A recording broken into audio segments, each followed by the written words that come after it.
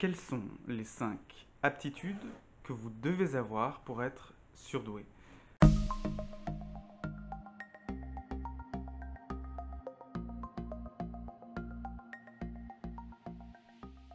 Bonjour à tous, je suis Luc Martranchard, je suis psychologue clinicien et je suis spécialisé dans la détection de la surdouance et dans la détection du syndrome d'Asperger et aussi dans la thérapie des personnes surdouées, hypersensibles ou Asperger.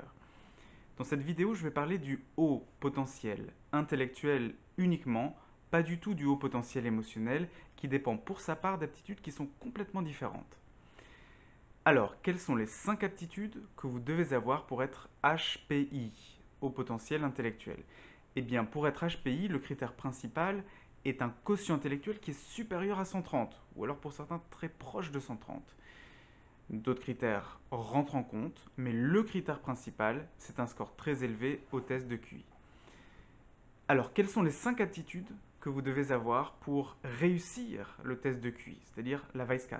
La VICE-4, c'est le test de QI de référence.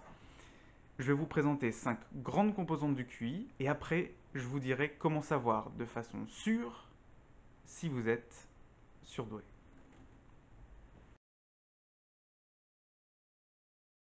Première aptitude, les connaissances générales.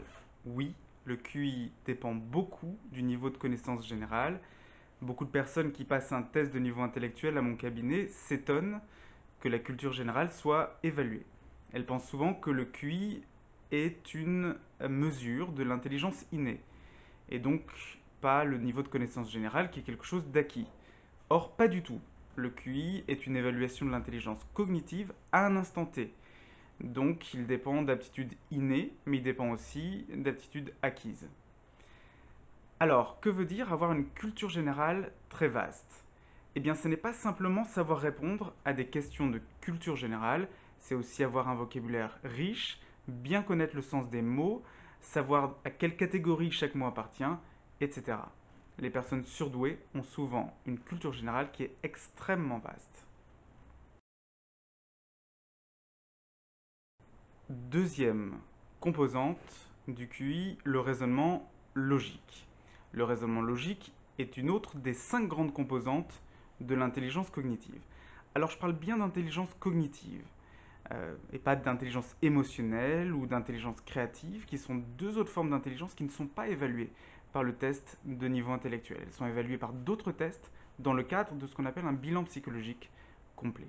Donc le QI dépend de la capacité à penser, de la capacité à raisonner et de la capacité à résoudre des problèmes d'une façon qui est logique. Et les personnes surdouées sont souvent des personnes qui sont très logiques.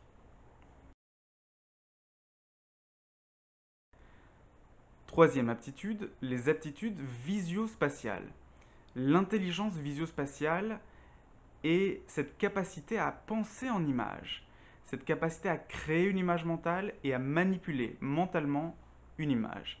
Elle permet de créer des œuvres d'art, elle permet de créer des œuvres artisanales, elle permet aussi d'agencer harmonieusement des objets. Elle est notamment utilisée dans des métiers comme photographe, créateur de mode et puis architecte. Oui, l'intelligence visio-spatiale est une forme d'intelligence que possèdent souvent les personnes surdouées.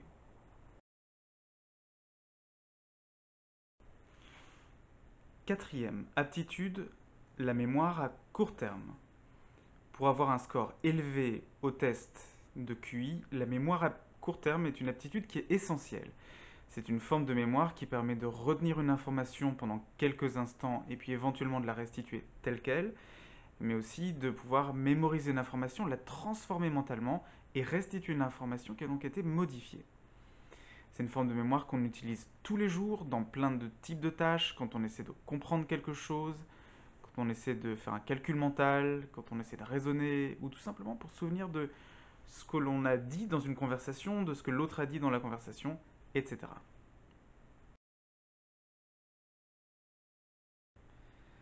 La vitesse de traitement des tâches. La vitesse de traitement des tâches est donc la 5e composante du QI. Et oui, les surdoués savent souvent penser vite, travailler vite et comprendre les choses beaucoup plus vite que la plupart des autres personnes.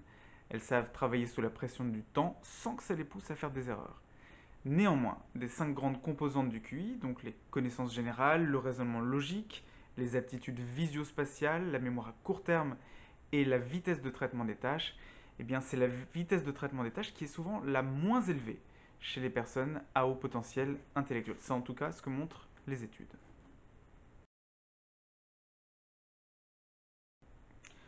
Alors, comment savoir si je suis surdoué? Pour savoir si vous êtes surdoué, bien évidemment, cette vidéo ne sera pas suffisante. Il faut réaliser un bilan psychologique avec un psychologue clinicien.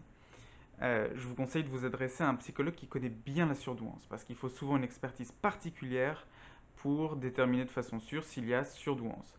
Je vous conseille aussi de faire un bilan psychologique complet, c'est-à-dire de ne pas vous limiter aux tests de niveau intellectuel, mais d'évaluer aussi votre intelligence émotionnelle, votre intelligence créative, votre personnalité, de pouvoir détecter s'il y a un ou plusieurs troubles, et puis s'il y a un fonctionnement neurologique qui est différent de la norme.